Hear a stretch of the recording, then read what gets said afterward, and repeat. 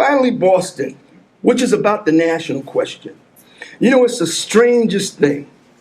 You know, you live as long as I have. Few people in here are older than I am. You know, you see a lot. And it's always great when you see something that you haven't seen or you haven't seen in a long time. You go to Boston, for example, to one of these hearings dealing with these ridiculous frame-up charges against Steve Kirschbaum, you know, one of the leaders of the Boston School Bus Drivers Union. And there's a courtroom, you know, and you got the company, you know, like VIPs in the back, and you got the judge and the prosecutor and everything. And the courtroom is full with workers, black and brown workers, speaking in accents because most of them are Haitian or African. Almost 95%, it seems to me. And who are they there for? Wow, a white guy. You know, and, you know, they're so militant. You know, the last hearing, the big boss of Veolia, the big boss in the Western Hemisphere, I understand, came there.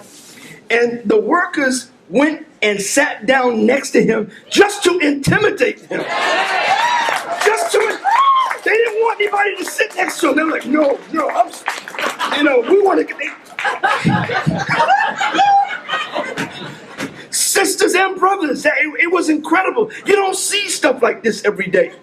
They ran out of seats. Who was there? I'm telling the truth here. They were sitting on the floor. The judge didn't know what to do. We let them sit on, you know, courts. Should we let the workers sit on the floor? There's no room. There's room right here. Let's sit on the floor, you know. And when the court was out, you know, what did the workers do instinctively? They paid attention to the big boss. Why?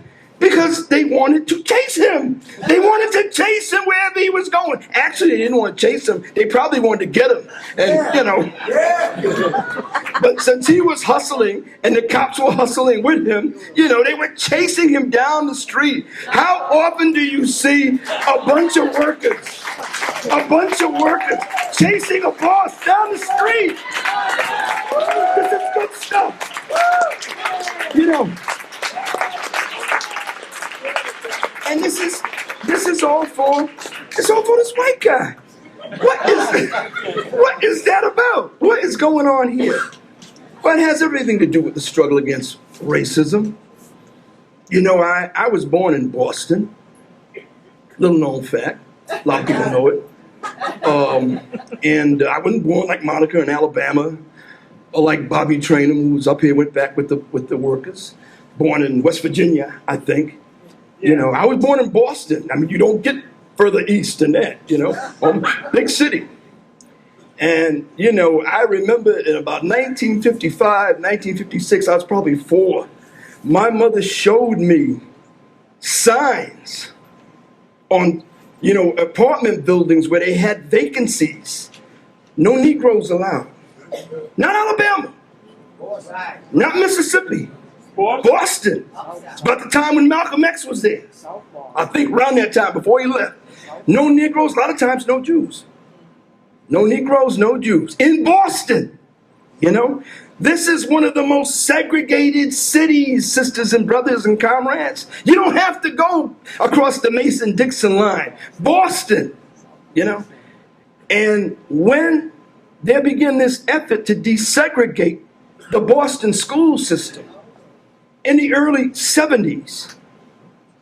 And that finally ended up with, you know, this idea to bus, you know, students from the oppressed community to better schools. This was not our solution. We don't, you know, we're not big proponents of busing. But, you know, especially when it came under attack, I mean, we would prefer that the community control it and they build, you know, state-of-the-art schools right in the community so nobody has to go anywhere. But that wasn't the circumstances and we weren't in control, you understand? This was the plan that came up for desegregating the Boston school system. They began busing. When they began busing, they had to hire a lot of drivers. And these drivers had to be brave. Why did they have to be brave? Because the racists organized themselves. And they got baseball bats and pipes and stones and bricks. And they attacked the buses with black and brown children in them. They got in their way. None of them got arrested. They didn't call out riot cops. They didn't call out the National Guard or the Marine, or no tanks or armored personnel carriers. No concussion grenades, no tear gas. These racists were supported by the Boston police, and they went out there and they attacked those buses. Children were hurt. Flying glass from broken bus windows. Our young party there, including Steve and the others, all of them, they organized defense squads to get on the buses. And do what they can, because they knew the police weren't going to do it. They organized mass demonstrations. Actually, the biggest mass demonstration, it was a national demonstration. We're coming up on the 40th anniversary, December 14th, 1974. Our party organized, how many? 30,000? 25,000 people to march against racism in Boston. Stop the attacks on the black and brown children. They tried to stop it. They attacked our march. How many veterans do we have at that march here? They attacked the march. Wow. The police lined up trucks so we couldn't get to the city square. You know, this was the circumstances and the struggle through which our Boston Workers' World Party branch grew and got to be known in the black and brown community. And what did we do that was directly related to this struggle against racism? Organize the bus drivers, those brave drivers who were driving through these racist, bat and rock throwing crowds. We organized the first union to represent those school bus drivers. And it was communists, sisters and brothers. It was communists with a worldview who loved the working class and felt that the fate of the planet, which they wanted to move in the direction of global socialist revolution, depended on them doing this, no matter what the obstacles. This is how they came to know Steve. And if you go over the last 40 years in the record of the School Bus Drivers Union, you will see at every given point that they were a crucial, decisive role in the struggle against desegregation, in the struggle to defend the children, in the struggle to defend the black and brown community, in the struggle to desegregate Boston, in the struggle against racism. And that is why these workers would sit down and do anything for these comrades. They love him, that's true. Love is a product of an objective reality. And what's that objective reality? They know that the party will stand with them and fight with them. They're not foolish. Workers are not foolish. Workers are smarter than people give them credit for. They know when their interest is at stake, and they know when this doesn't, that don't mean much, And that's why those workers would fight for Steve and some of the other comrades. They're trying to overturn this. This is what this Boston struggle is about. This Veolia, these buzzards from France, this transnational blood-sucking corporation, which specializes in moving in and privatizing all sorts of stuff and busting the union from the Middle East to Europe, to Asia, to the U.S. They've been kicked out of a lot of cities, too. It's possible.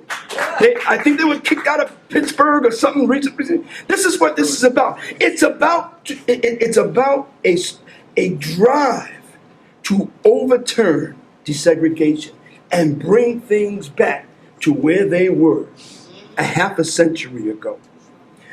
And somehow the bourgeoisie and Veolia has got it in their mind that if we're going to do this, we can't do it with workers' world in the way. Workers' world is in the way. Workers' world is in the way.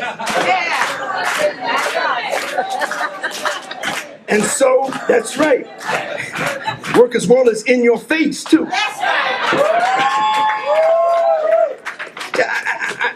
I'm sorry to take the time to go over this, but this is deep. It's got a history to it. And if it comes to a strike, this is not a small city. It's not a small situation. This is going to be a national throwdown. We didn't want it. Workers don't want to go on strike. They're forced to go on strike. We love it and we celebrate it and whatever. But never forget, workers want to just live and do life and be with the ones they love and have good food and have good health and maybe go on vacation if they have one, if they damn have one in 2014. Be able to pay their bills. But sometimes they realize we've got to fight. Usually when they're pushed to the wall. Actually, this union is a little bit ahead of the rest of the workers. They will fight, they will say, fight where, when, what time, That's why they want to break this union. It's not the example that the capitalists want around here in the epoch of imperialist decay and capitalism at a dead end. They don't want unions that are communist-led, that are revolutionary, and that want to fight. They want unions that, for one reason or another, are like, yeah, well, okay. It's yours. It's your show. We did what we can. This is what's at stake here. And a strike is coming. And, just like we marched on Boston 40 years ago, it was the first time that I had been back. And I was about 22 years old, 74, just got out of the Army. One of my first assignments when I got out of the American Servicemen's Union was, the party leader said, Larry, you got to go to Boston. Boston? Go to Boston. They need you. Go to Boston, And we started sending comrades up to Boston to fight these racists who are trying to stop the buses and to organize this march. Get support, get politicians, get anybody. Anybody that will help, just, get it, Went to Boston. We might have, on this 40th anniversary of that march on Boston, it won't be the exact date, that's too soon, that's like a month from now. But we may have to march on Boston again in the thousands. Or maybe it won't just be one big march, maybe it'll be a continuous march of people going to Boston. So this is going to be a huge battleground. As I begun this overly long summation, that's not really a summation, let me reiterate. You can want to be a revolutionary party of the workers and the oppressed. You can dream of socialist revolution. But you have to do more than that. You have to prove that at some point, the right point, that you are the entity, that entity of change. Somehow you got it. Whether it's the right people, the right leaders, the right veterans, the right soldiers, the right understanding, the courage, the chutzpah, the guts, the ability, the imagination, the courage, whatever. You have to demonstrate it to this class that, hey, we can help. Because of who we are, because of our ideology, because of what we've dedicated our life to. We're different. We're not your ordinary organization. We're not better or this or that. It's not a comparison thing. It's just certain distinctive things make us uniquely helpful to the working class and the oppressed in their struggle to liberate themselves from this system. You've got to prove it. You've got to show it. And this is one of those times. And that is part of walking down the path that will end with the socialist global revolution.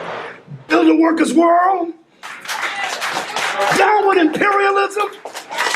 Down with Veolia. Ferguson means enough. Rebel against racist terror. Rebel against women's oppression.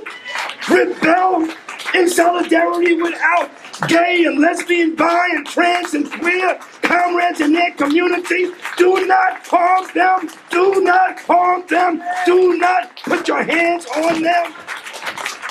Rebel in solidarity with prisoners. Rebel in solidarity with migrant workers. Open up the damn jails. Let them out. Let them rejoin their families. Stop deporting them. Stop deporting them. Working class, get behind them. Build a workers' world. Build a workers' world. Build a workers' world. Build a